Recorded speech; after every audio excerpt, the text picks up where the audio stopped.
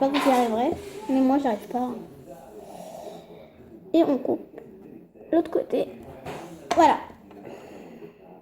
Ça dépasse, j'enlève. Vous voyez, ça fait à peu près une forme de bûche de Noël. Si vous voulez vraiment pas les décoller, vous faites une pâte beurre, car moi j'en ai déjà de la pâte beurre comme ça. Donc je la mets dans mon sachet à pâte beurre. Voilà, vous avez couleur café, hein, mélangez les deux. Bref, ensuite, suivant. On prend notre pâte verte cette fois. On met ça sur le côté et on l'étale encore une fois. Bien sûr, faites une poule d'abord, parce que sinon ce sera plus dur à étaler. Donc je vais vous expliquer pourquoi ce sera plus dur. Car quand on travaille bien la pâte fimo, on fait bien une boule, elle sera plus molle.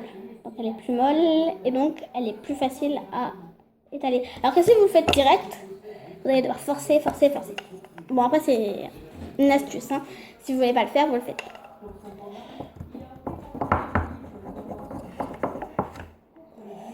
Hop, on enlève.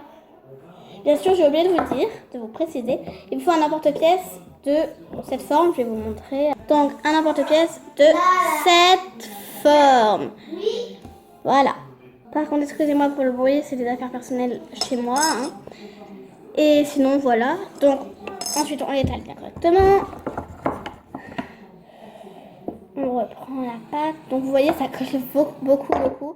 C'est pas de la pâte ordinaire. C'est pas de la pâte à modeler, par exemple. C'est pas de la pâte à modeler.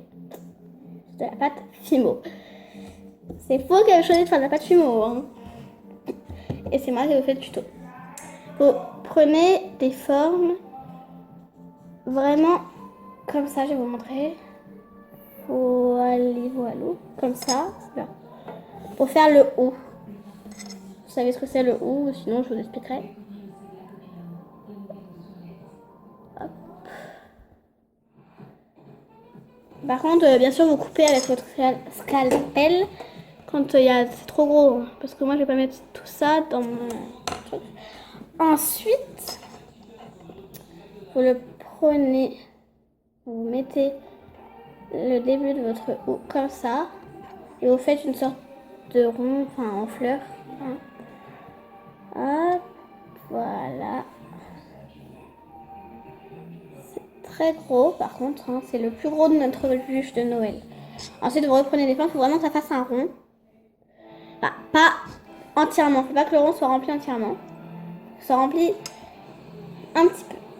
Il faut que ce soit à peu près rempli en fait si vous préférez. Voilà, comme ça à peu près. Là je vous l'ai fait très grand, on dirait un tronc d'arbre. Bon voilà, donc tout ce qui ne vous sert plus, vous le remettrez dans votre paquet comme je le fais tout le temps. Et vous prenez en dernier votre rouge. Donc moi j'en ai pris vraiment trop là cette fois du rouge. Car il faut juste faire une petite boule rouge.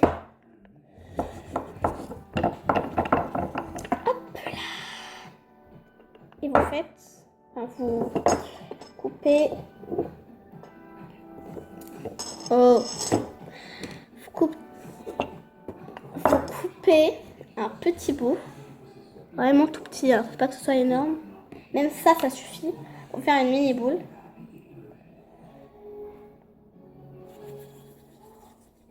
Faites vraiment une mini boule. Vous voyez à quoi elle ressemble la mienne. Wow. Voilà à quoi ressemble la mienne. Et vous reposez dans votre paquet comme d'habitude. Ensuite, vous allez le mettre vraiment au milieu. Comme cela. Là. Et ensuite, vous faites les petites parts coupées. Donc ça, c'est le plus délicat. Demandez à vos parents, les petits. Car il faut utiliser la lame. Et c'est pas pratique, en fait. Donc, voilà. Hop, vous coupez 2 parts. Et ensuite, vous faites des petits traits comme ça. Comme ça, vous voyez, je sais pas si vous voyez les petits traits que j'ai fait pour faire vraiment réaliste. Tout petits traits. Et l'autre côté, la même chose en fait. Hop, la même chose, de partout la même chose. Et